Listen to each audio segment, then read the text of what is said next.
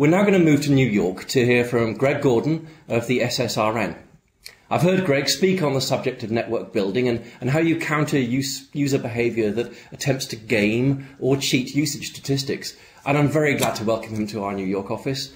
And I'm looking forward to his presentation, which is called The Importance of Yes and the Value of No. Good morning, Gregg.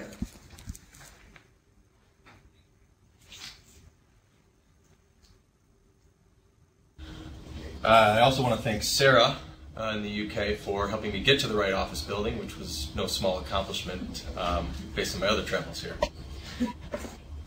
Let's see what the slides come up.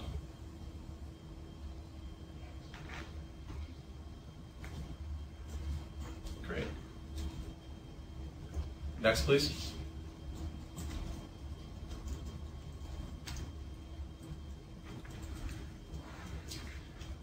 And next. Next. Thanks. Before I get started, I just wanted to, actually back one. I wanted to just kind of dovetail with what Jeremy said. I think that the sharing of ideas is critically important. We've actually started to look at the sharing of data, and I think that the cost of ingestion, as he said, can significantly be reduced by just asking the question up front, do you have data with that? And making it easier for the researchers to share the data. So that being aside, what I'm going to try to do in the next 25 minutes or so is actually share an overview of SSRN. For those of you who don't know SSRN, talk a little bit about gaming, and then what we see is really kind of the big culprit, the big problem in being able to address open access, and talking really about what we think the networks need to start to look like as we go forward. So as you can see here, this is kind of a quick summary of SSRN. The last line is probably the most important. You know, what we don't do is take a copyright to anything that someone submits. When we look at our business, when we look at our community, the author's our customer. So what we really want to do is make the author successful in any way possible. If somebody wants to put up a paper into the repository at 8 o'clock in the morning and take it down at noon, God bless them. That's their right, and we think that that's important for them to be able to have that level of control. We also allow them to revise the content as it is evolving through the process. And one of the things that we really try to work on is shortening the research cycle. We think that if we can get fast return of information, if we can get that information out there, if we can actually help scholars and other scientists find the information faster, we can shorten the research cycle. So what I like to say is that my simple definition of innovation is creating something new by being exposed to a broader and deeper set of existing things. And SSRN is about creating that broader and deeper set of existing things. Next slide, please. One of the areas that we've been focused on as far as sharing information is to become much more international. We were very US-centric a few years ago, and so we've started to add more contributors from other countries, more editors from other countries, and more content from other countries. We think that this cross-pollination of ideas is important. We're actually working with Bar-Ilan University to create a Hebrew network. So we'll parallel the taxonomy that is currently in the SSRN repository and our focus on social sciences and humanities to work with Bar-Ilan to create a mirror set of content in Hebrew so that the ideas can be written and shared in their native language. What I saw when I was in India a few years ago was some scholars were saying, well, I just don't put my research into SSRN because it deals with Indian economies or Indian regional issues or the slums of Mumbai. And as we discussed it, it really was more about the model. It was really about that kernel that could be shared. So certainly the inputs are going to be different and the conclusions or outputs could be different, but that core model, be it an algorithm, be it a concept, be it any sort of research idea, we think is important to be shared, because that certainly can be applied to the favelas in Brazil or ghettos around the world. So the sharing of ideas we think is very important. And as Jeremy talked about, we're very focused on an interdisciplinary sharing. So next slide please. So we have a lot of authors from around the world. We currently have about 215,000 authors that have contributed to the content in the SSRN library. Next slide please. And as you see here, it's a world of where the authors come from. The SSRN is downsized by about 50%, but we have a significant number of contributions from a large population of authors around the world. We think that the sharing of ideas, this different sharing of perspectives is very important. Next. The SSRN library has about 460,000 papers in it currently. We receive about 70,000 new submissions each year, and they cover 24 disciplines in the social sciences and humanities. Next, please.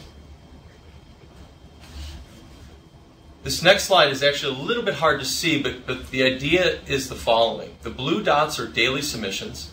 The red dots are daily revisions. And along about the summer of 2007, we basically opened the spigot for revisions to be allowed. And the idea was that scholars would want to put up earlier stage research to allow them to collaborate on an international and a virtual basis so that you could find communities, you could build communities, and SSRN through its taxonomy could help make communities in areas that may not, as Jeremy also said, be available to you. You can't walk down the hallway and have the conversations that you used to because scholars are spread out around the world. So what you see here is this large growth of revisions in the summer of 2007. And I left the slide end in April of 2012 because that's when the world changed for us. At points in the spring of last year, we actually had more revisions some days than new submissions. So it's this cross-pollination of ideas. It's this evolving set of ideas. It's this sharing of ideas that we think is very important to create innovative research. So SSRN had about 70,000 submissions last year, and we had more than half of that. We have over 35,000 revisions. So it's this new, ever-growing, evolving corpus of information. Next slide. One of the things that we do count are downloads. It's missing the title, but those are annual downloads. And so we've delivered about 11 million, just under 11 million downloads for 2012. And we're at a run rate of close to 1 million downloads a month. So it's a lot of content in, 70,000 submissions a year, and a lot of content out, about 1 million downloads. Next. When you have this much information, people start to use the information in interesting ways. They start to compare some of our rankings against more traditional measures. They start to see where there's differences. They start to try to better understand what's happening and maybe even ask why it's happening. Next. Now, as Mike said, whenever you have an opportunity for a ranking or any other metric, you have an opportunity for gaming. Here's a relatively famous paper from our friends at Archive about the journal impact factor.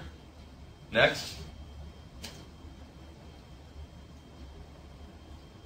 And another piece about Google Scholar metrics. Next. And not to be left out of the party, here's a paper about SSRN.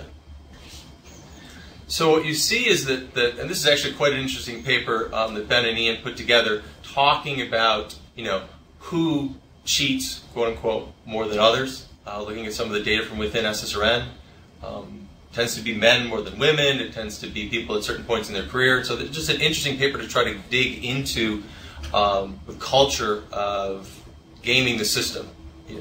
At the end of the day, what we like to think is that the moment that you put a metric out there that has any sort of incentive, human beings are going to try to game it. And as a repository, as any sharer of information, it's our job to do everything in our power to mitigate that. I would never, ever, ever suggest that we capture all of the game downloads. I would never, ever suggest that we think that we know every single download is absolutely perfectly identifiable.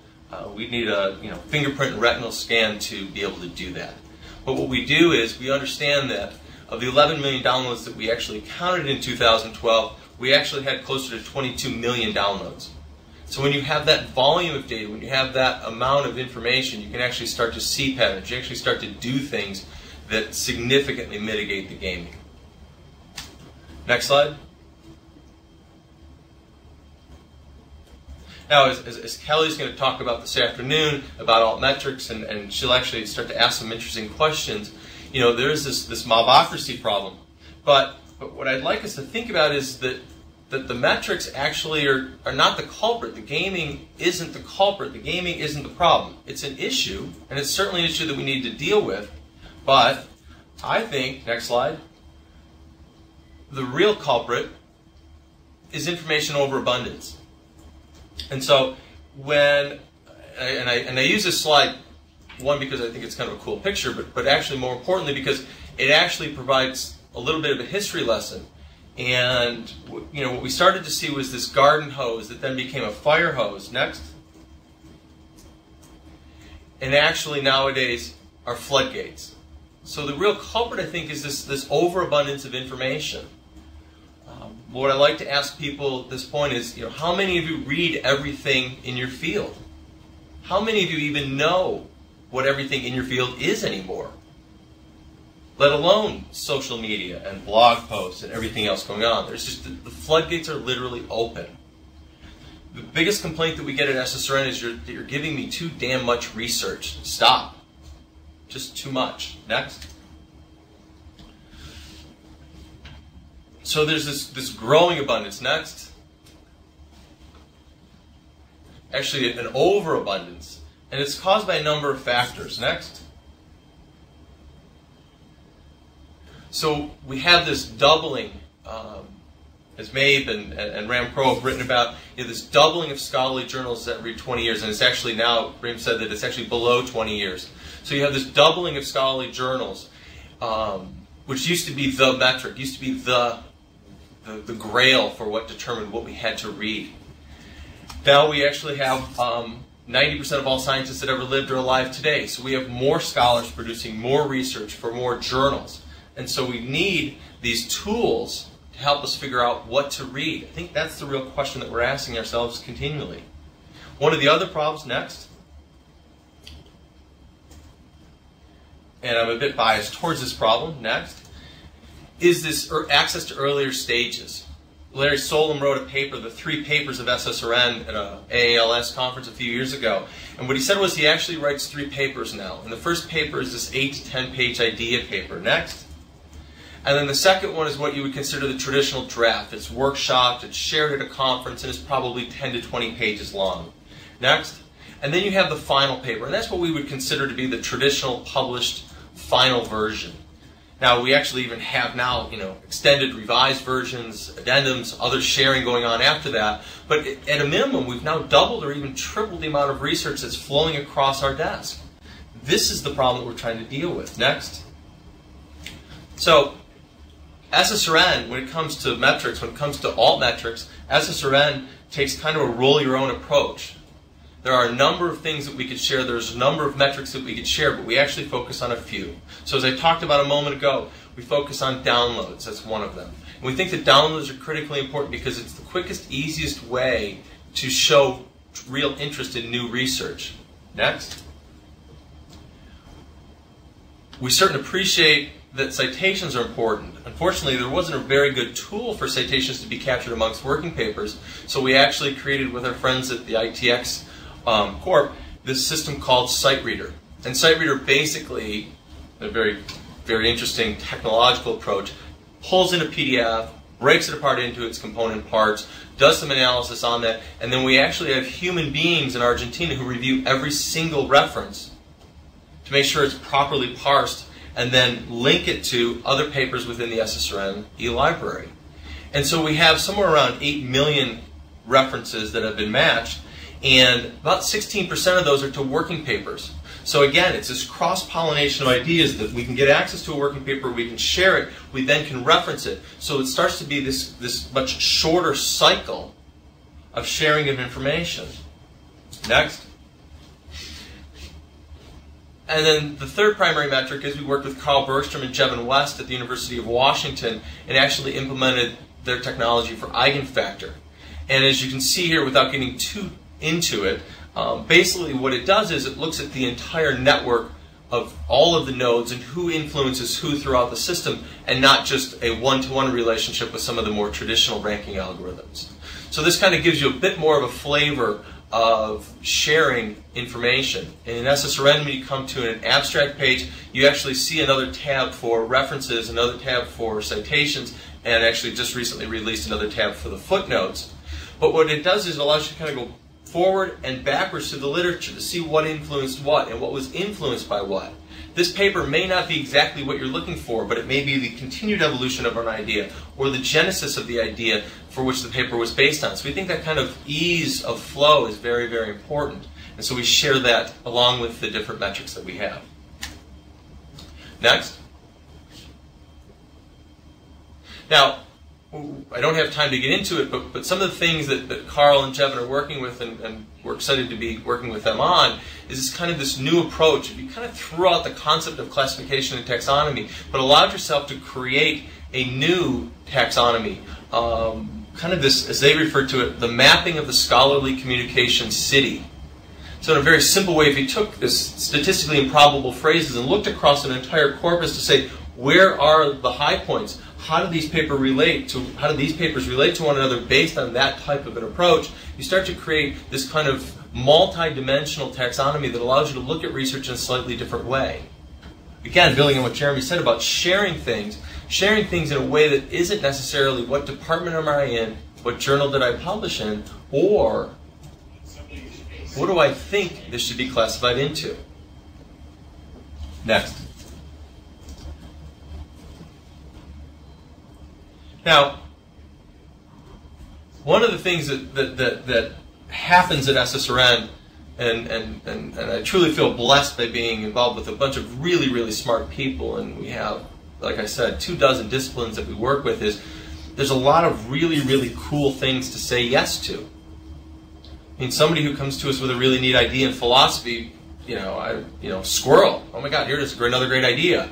The problem is that when we have to be thinking about what to say yes to, which my tendency is to say yes to more than I should. Next.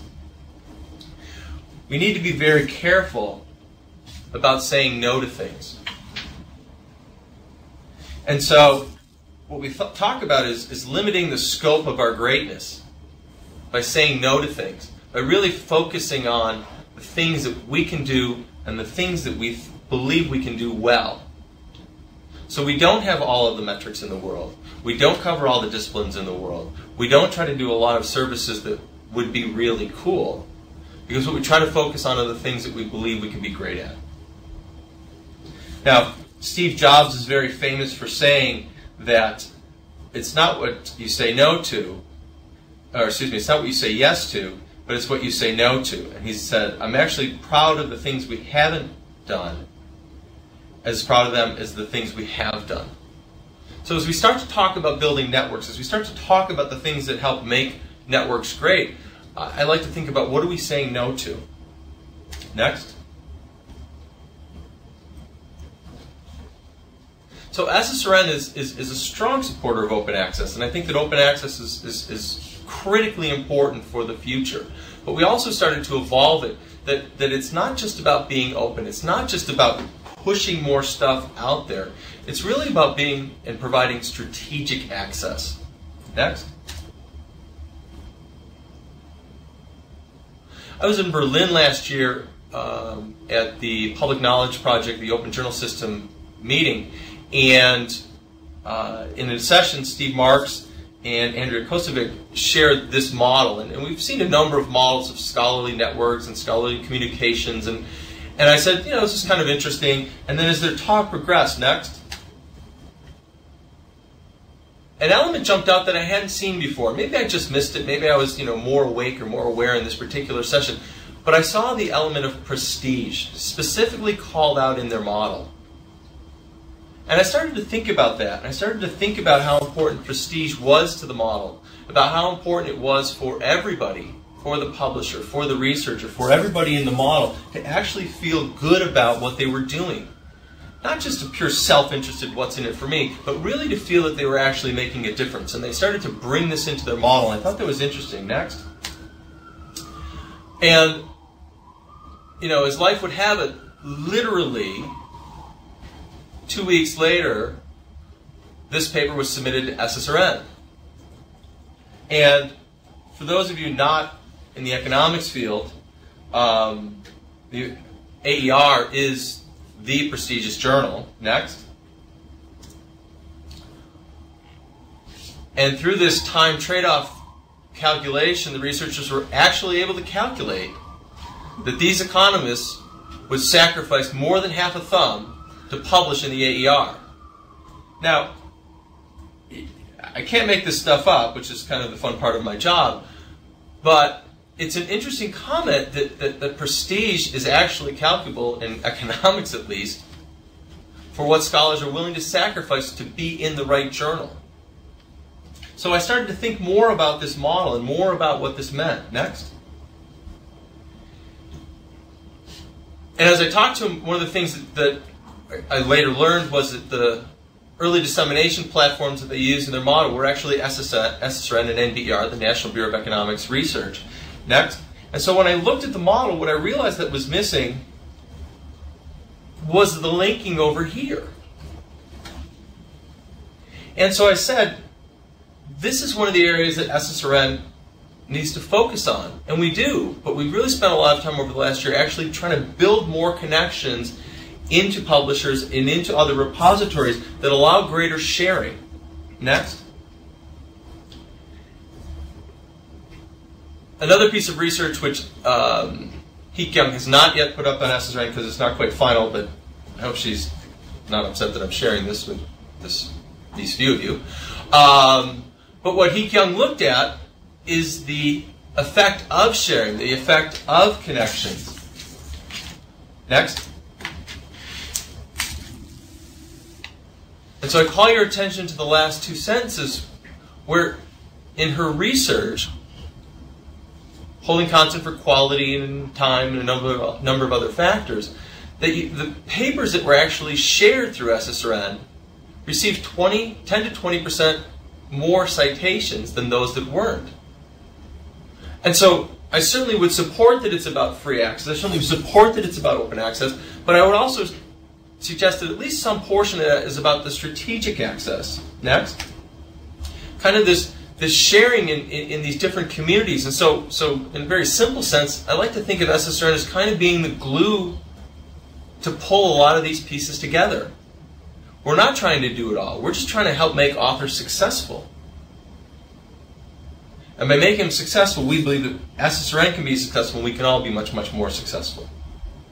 Now, I've gone through a lot of stuff in the last 20-odd minutes. Next.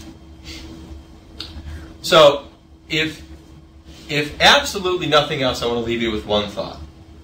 As you're looking to build the network, as you're looking to share, Eric Olson heads up. He actually is, Ighen is an RA for Eric. Eric is a genius. He's at MIT Sloan School of Management. And he wrote this paper, Consumer Surplus in the Digital Economy, Estimating the Value of Increased Product Variety in Online Booksellers. And Eric told me that he's very proud of this paper. And we talked about it a little bit. And one of the reasons it's a darn good paper, one of the other reasons is that it's very interesting and very well done research. But the other interesting point, next, is that it's actually the basis for Chris Anderson's The Long Tail. So the last thought I want to leave you with is that, if nothing else, remember that a good name has real value unto itself. Next. Thank you again.